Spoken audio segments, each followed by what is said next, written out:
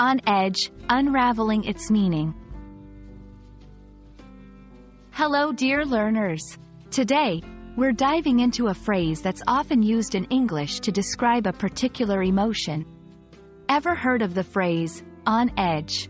If not, or if you're unsure about its exact meaning and usage, you're in for a treat.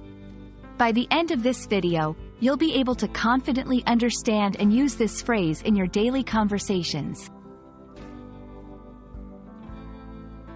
Before understanding the idiomatic sense, let's picture the literal meaning of on edge.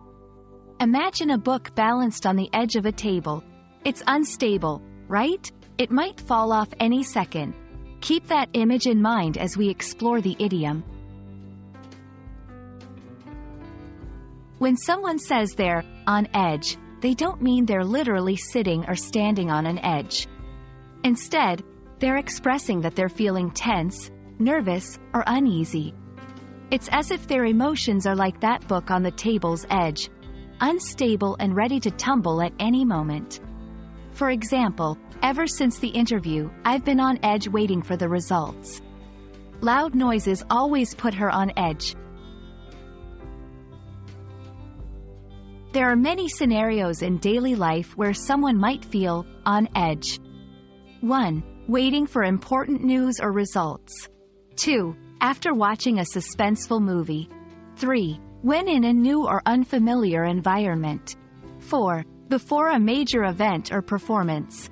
5. During times of personal stress or challenges. It's worth noting that there are other phrases with similar meanings, like on pins and needles, or on tenterhooks.